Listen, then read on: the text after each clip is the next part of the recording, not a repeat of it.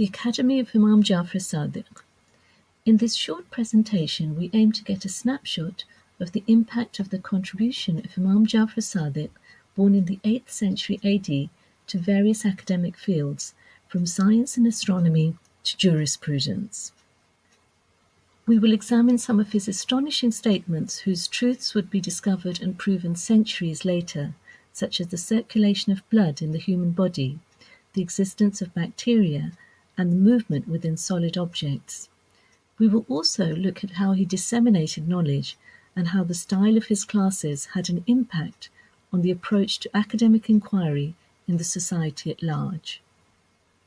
Although Imam Jafar Sadiq's ancestors from the Prophet Muhammad and Imam Ali to his father Imam Muhammad Baqir had all emphasized the importance of knowledge and also taught science to the people through sermons, conversations, and even prayers, he was arguably the most able of the 12 Imams in terms of circumstances to propagate this knowledge in a more structured way. This is probably because during his lifetime, the caliphate was transitioning from one family to another, and the eyes of the ruling classes were momentarily distracted from him, whilst they were immersed in their own struggle for power. As this power struggle started to take place around the time of his father Imam Muhammad Baqir, his father was able to lay the academic foundations which Imam Jafar Sadiq then built upon following his father's death. Historical records show that his father Imam Muhammad Baqir focused predominantly on the teaching of history, grammar, rijal, which is the study of the science of narrations, literature, geography and astronomy. These lectures took place in the mosque in Medina. Imam Jafar Sadiq taught these subjects in addition to medicine, physics and philosophy. Even as a child he was active in his father's academy, sometimes taking part in discussions. When he was only 11 years old, a solar system model was brought into the academy from Egypt.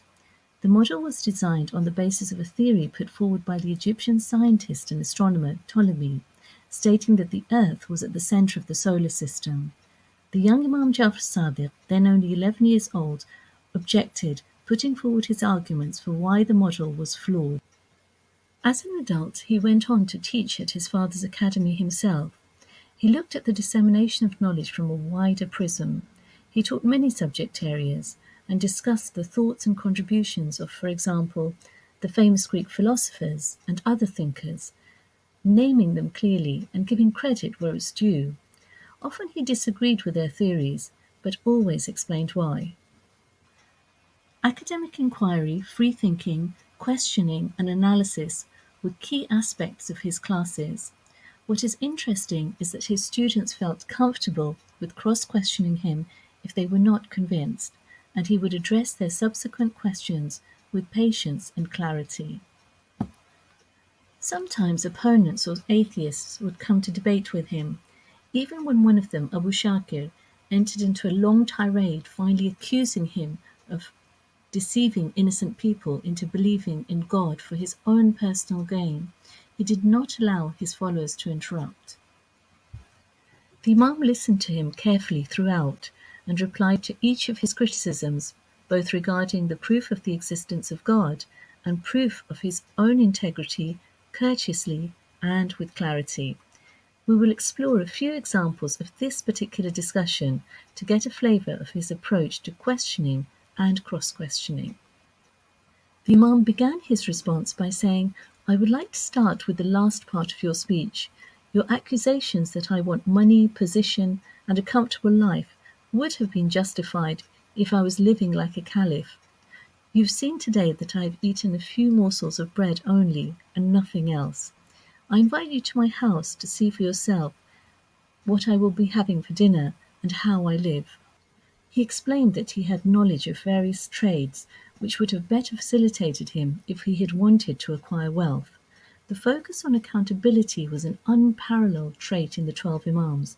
Regardless of how rude or unfounded people's criticisms were, they would explain their positions with clear proofs and allow scrutiny of themselves without fear or expressions of outrage.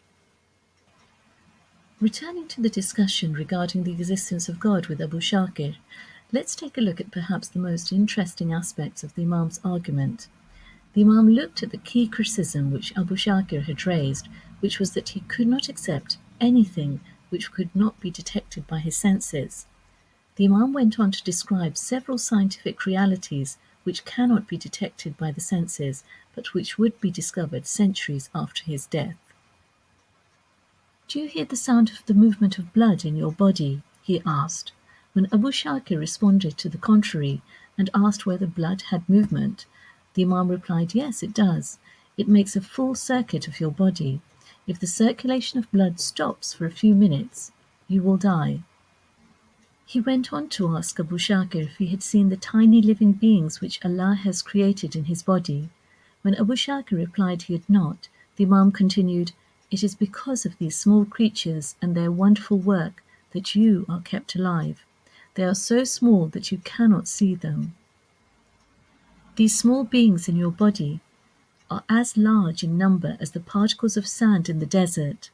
These small creatures are born in your body, multiply in your body, work in your body, and die in your body. But you never see them, touch them, taste them, or hear them in your lifetime." Then, pointing at a large stone, he said, "To you it seems lifeless and motionless, because you do not see the brisk motion which is inside the stone. The time will come when learned people will see the motion which is in the stone." Through these responses, the Imam clearly addressed the argument that things which cannot be detected by the senses do indeed exist. However, he took the discussion a step further and highlighted discoveries which would come in later times. This point also touches upon another beautiful characteristic of the 12 Imams, which was that they would direct their discussion to the criticism or question asked, sometimes expanding the answer a little, but generally staying focused, whilst also trying to keep it at a level which could be understood by the person before them. That is perhaps the reason why some of the answers varied in sophistication. The same question sometimes had different responses depending upon the capability of the person who was asking. There were numerous other occasions when the Imam highlighted scientific facts which would be proven centuries later. People reading his works many years after these discoveries had been confirmed by scientific exploration and advances would be left perplexed at how he had arrived at these discoveries so many centuries ago. These range from discussions on the speed of light to the existence of stars in our solar system, many times brighter than the sun, and even the existence of uncountable worlds, many which have different scientific laws governing them to our own world. He also spoke of how 4 elements of the earth are present in the human body in large quantities and other elements in much smaller quantities. These 4 elements were discovered in relatively recent times to be hydrogen, oxygen, carbon, and nitrogen. Furthermore, he discussed the movement of the Earth and how it revolved on its own axis, and described the origin of the universe in a way in which a scientist in the 21st century would recognize more than someone from his own time. The universe was born, he said, out of a tiny particle which had 2 opposite poles. However, science and astronomy were not the only areas of his expertise. He also taught Islamic jurisprudence. The 4 schools, Hanafi, Shafi'i, Maliki, and Hanbali, all have the Imam as their root, either by their founders being taught by him directly, or being taught by a student of his, or a student of a student of his. Most notably, he was a direct teacher of both Abu Hanifa and Malik ibn Anas. Imam Jafar Sadiq was phenomenal in terms of how much knowledge he managed to disseminate in such a short period of time. He not only enlightened people with knowledge, but disseminated knowledge in such a way that several people became experts in their own right. This was to such a level that, for example, when atheists would come to debate him, he would point them in the direction of his more able students. He had great confidence in these students, often saying that if the debater was able to overpower this student of his with their argument, then it was as if he had overpowered the Imam himself. On another occasion, he asked the women of Medina to direct their questions to his wife, Janab Hamida Barbaria, saying that she will reply in exactly the same way as he would, as she too had become a renowned scholar in her own right under his tutelage. Perhaps Imam Jafar Sadiq's most famous student was Jabir ibn Hayyan, today known as the father of modern chemistry. As noted by the authors of 1001 Inventions, Jabir ibn Hayyan discovered vitally important acids like sulfuric, nitric, nitromuriatic acid, while Al-Razi set up a modern laboratory designing and using more than 20 instruments like the crucible and still.